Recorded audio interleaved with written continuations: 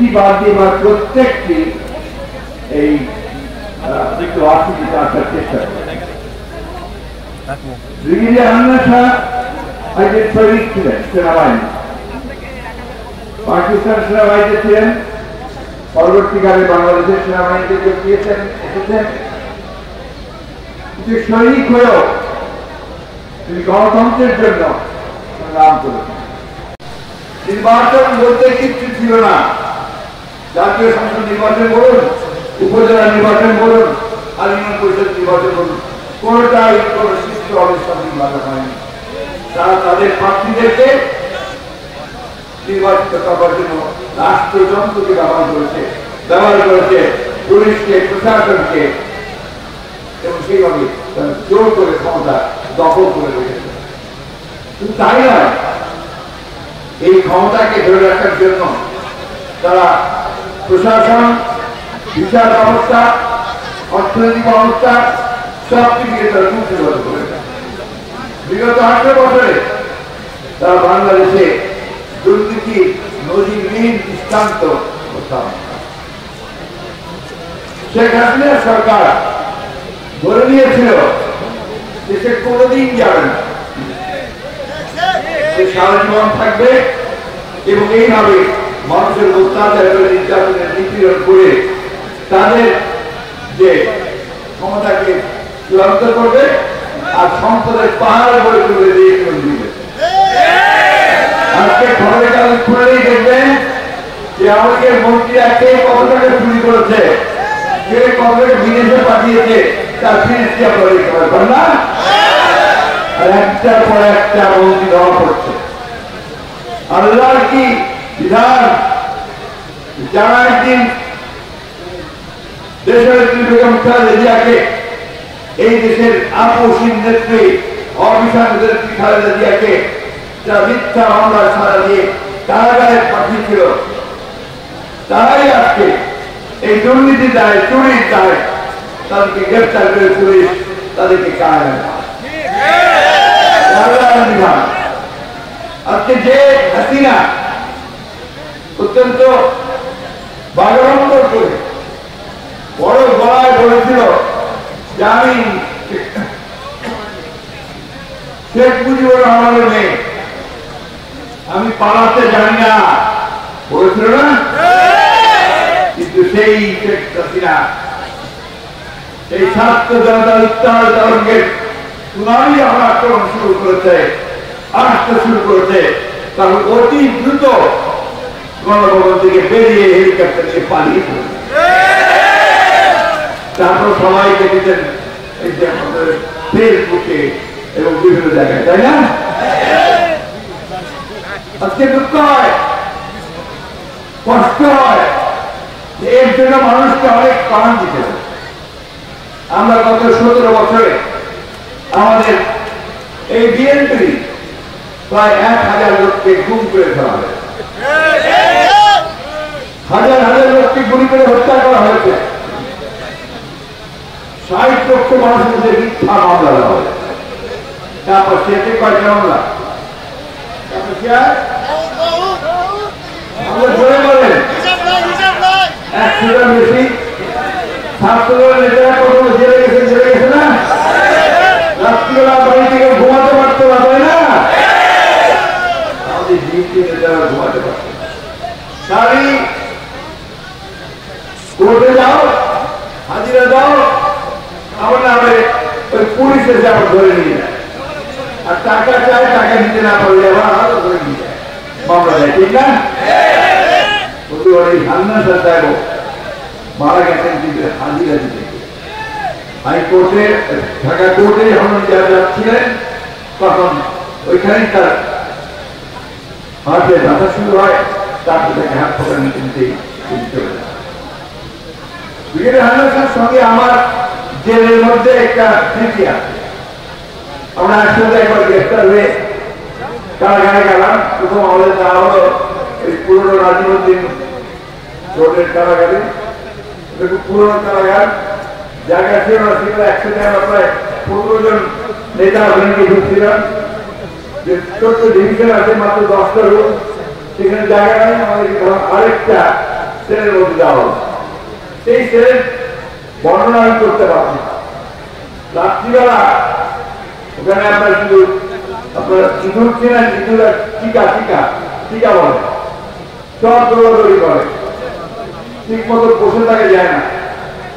সেদিন রান্না সাহেব বলেন যে চলেন আমরা কাজ করি, আমরা জেনারেলকে বলি আমাদেরকে কাশিমপুরে পাঠিয়ে দিই, কাশিমপুরটা অনেক বেটার। তারপরের দিন আমরা একসাথে কাশিমপুর কারাগারে চলে আসি এবং সেখানে অনেকদিন একসাথে ছিলাম। বন্ধুরা, এই মানুষটি ছিল সত্যিকার অর্থে একটি গণতান্ত্রিক। যদি তার পোশাকে থাকতো সেনাবাহিনীর পোশাক, তার চাকরি জীবনে এবং তার চলাফেরা ছিল সত্যিকার অর্থে একটা ব্রিগেডিয়ারের মতো, কিন্তু মনের প্রাণে ছিলেন তিনি একজন গণতান্ত্রিক। দেশের খালেদা জিয়ার জন্য তিনি অত্যন্ত পরিশ্রম করেছেন। এই হানাসা গণতন্ত্রের পক্ষে সার্থক করা হচ্ছে। বন্ধুগণ, আজকে আওয়ামী লীগ কোথায় পলাইছে, কিন্তু লোকগুলো এখনো ভিতরে আছে। তারা বিভিন্ন রকম ষড়যন্ত্র করছে, তারা বিভিন্ন ভাবে দেশ সংস্কৃতি অবস্থা সৃষ্টি করতে চাচ্ছে। আপনাদের ইন্ডাস্ট্রিয়াল এরিয়া গাজীপুর, এখানে তারা গার্মেন্টস ফ্যাক্টরি করতে অশান্তি সৃষ্টি করতে বলেছে না, তার বন্ধ করার চেষ্টা করেছে, বন্ধ করে দিয়েছে। শেষ পর্যন্ত যাই হোক আমাদের দেশপ্রেমিক শ্রমিক ভাইয়েরা মালিকারা দুর্বৃত্ত করেছে, একসাথে আলোচনা করে আবার হিন্দু ভাইয়ের দুর্গা পূজা আসছে। এই দুর্গা পূজাকে কেন্দ্র করে তারা বিভিন্ন রকম অস্থিতিশীল অবস্থা সৃষ্টি করতে পারে। আমার সজাগ থাকবেন। আমি হিন্দু ভাইদের কাছে অনুরোধ জানাতে চাই যে আপনার বাংলাদেশের নাগরিক, স্বাধীন বাংলাদেশের নাগরিক, আপনারা যেভাবে আছেন আমরা সবসময় আপনার পাশে দাঁড়িয়েছি। মানুষকে ইতিহাস করতে চাই। আজকে এই পূজার ব্যাপারেও আপনাদেরকে আমরা এই নিশ্চয়তা দিতে পারি যে বাংলাদেশের সমস্ত মানুষ আপনাদের পাশে দাঁড়াবে এবং আপনাদের উপাসনায় পূজায় ব্যাঘাতটা ঘটে তার জন্য তারা দুঃখ করতে দাঁড়াবে। বন্ধুরা, বক্তব্য দীর্ঘ করবো না। যে কর্মদানে যিনি এক প্রধান, তিনি বাংলাদেশের মানুষের কাছে শ্রদ্ধার মানুষ, সবাই তাকে শ্রদ্ধা করে, ভালোবাসে। তিনি নোবেল পুরস্কার পেয়েছেন এবং তার মন্ত্রিসহ যারা আছে তারা অত্যন্ত যোগ্য মানুষ। একটি কথা আমরা পরিষ্কার করে বলতে চাই, বাংলাদেশের মানুষ গণতন্ত্রে বিশ্বাস করে, মানুষ এবং বিশ্বাস করে যে একটি অবাধ সুষ্ঠু নির্বাচনের মধ্য দিয়ে একটি পার্লামেন্ট গঠন করতে হবে, সেই পার্লামেন্টের মাধ্যমে দেশ পরিচালিত হবে। তারাও কমিটেড, তারা বলেছেন যে চাই তারা করবেন। আমরা বিশ্বাস করি তাদের কথায়, আমরা বিশ্বাস করি যত দ্রুত সম্ভব তারা দেশকে, প্রশাসনকে, রাষ্ট্রকে একটি নির্বাচনের জন্য উপযোগী করে নির্বাচনের ব্যবস্থা সংস্কারের কথা বলা হচ্ছে। সংস্কার দরকার। আর আমাদের দলের পক্ষ থেকে 31 দফা প্রস্তাব দিয়েছিল 2 বছর আগে। ওই প্রস্তাব দিতে গিয়ে আমরা গ্রেপ্তার হয়েছি। যখন ওই প্রস্তাব দেওয়া হয় জবাবের মাঠে, তখন আমি গেলে তারা বিভিন্ন জায়গায় গ্রেপ্তার হয়েছি। সুতরাং এই দেশে গণতন্ত্র প্রতিষ্ঠার জন্য আমরা সব সময় লড়াই করছি, সংগ্রাম করেছি। আমাদের নেত্রী দেশের বেগম খালেদাকে সম্পূর্ণ বেআইনিভাবে মিথ্যা মামলা দিয়ে তাকে 6 বছর জেলে রাখা হয়েছে। সেখানে তাকে প্রতিপাদন করার পরে তিনি অসুস্থ হয়ে পড়লেন, এখনো তিনি সুস্থ হয়ে নির্বাচিত করে রাখা হয়েছে। এখনো এই দেশে আমরা নিয়ে আসতে পারি বিভিন্ন রকম চাল বাহানা কোন রকম চাল বাহানা আমরা সহ্য করবো না। আমি পরিষ্কার আজকে এই সভা থেকে বলতে চাই, সমস্ত মামলা প্রত্যাহার করে অবিলম্বে আমাকে দেশে ফিরিয়ে দেওয়ার ব্যবস্থা করা হোক। যত মামলা আছে আওয়ামী সরকার আমরা করা হয়েছে, আমাদের ছাত্র দল, যুব দল, স্বেচ্ছাসেবক দল সহ মূল দল সহ সমস্ত মামলাকে অবিলম্বে প্রত্যাহার করতে হবে। এটা দাবি, এটা এই দেশের জনগণের দাবি। আমাদের ছেলেরা আত্মত্যাগ করেছে, জীবন দিয়েছে, প্রাণ দিয়েছে, নেতারা জীবন দিয়েছে, প্রাণ দিয়েছে। আজকে সেই গণতন্ত্র প্রতিষ্ঠার জন্য তারা প্রাণ দিয়েছে। সুতরাং তাদেরকে সম্মান দেখিয়ে ওই যাদের যে মিথ্যা মামলা হয়েছে সেই মামলাগুলোকে প্রত্যাহার করে দেশে গণতন্ত্রকে প্রতিষ্ঠা করবার, সুস্থ আবার নির্বাচন করবার একটা পরিবেশ সৃষ্টি করতে হবে। আমাদের ছেলেদের বিরোধী দলের নেতাকর্মীদের বিরুদ্ধে মামলা প্রত্যাহার হলে কখনোই একটা নিরপেক্ষ অবস্থা তৈরি হবে না, প্লেইং অবস্থা তৈরি হবে না। সুতরাং আমি আজকে আমার এই সভা থেকে এই সরকারের প্রতি আহ্বান জানাচ্ছি, তাহলে বিলম্ব না করে সমস্ত মামলাগুলো প্রত্যাহার করা হোক। বন্ধুগণ, বক্তব্য নির্বাচন করা যাবে, ততই দেশের জন্য মঙ্গল হবে।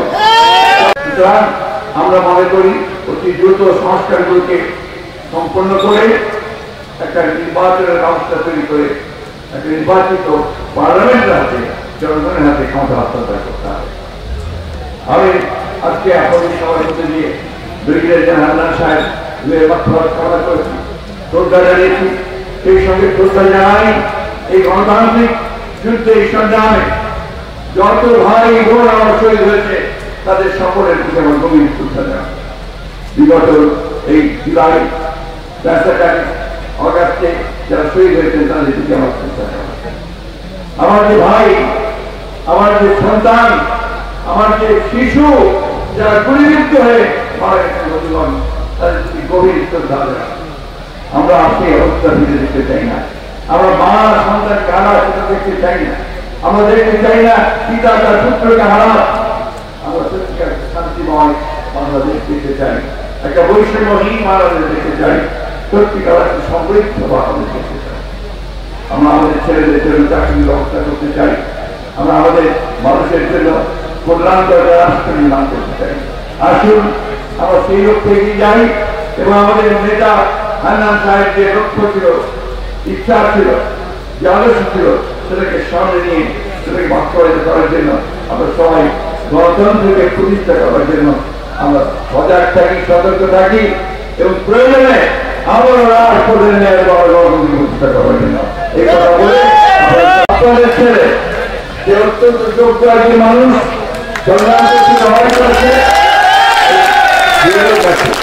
আমি বিশ্বাস করি আপনাদের সে গভীরভাবে আপনাদের সঙ্গে আছে, মিলেমিশে আছে এবং আপনাদের পাশে আছে। সুতরাং ভবিষ্যতে যখন আপনাদের নেতা নির্বাচিত করবেন পার্লামেন্টে, রিয়াজকেই আপনারা নির্বাচিত করবেন। বাংলাদেশ জিন্দাবাদ, বাংলাদেশ জাতীয়তাবাদ জিন্দাবাদ, শহীদ জওয়ান দেশের জিন্দাবাদ। সন্ত্রাসীরা আক্রমণ করেছে, তাদের বিস্তারিতমূলক শাস্তি বিচার মাধ্যমে কিন্তু আমার বন্ধু পিতা বীরের অবস্থা হান্নান সাহেব আত্মা শান্তি পাবে।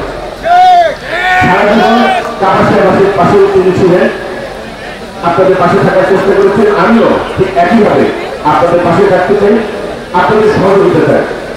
আপনারা আমার বন্ধু পিতা বীরের হান্নান সাহেবের দোয়া করবেন। আমি এসেছি দেখার জন্য, আপনাদেরকে অবলোকন করার জন্য, যে মাকে যে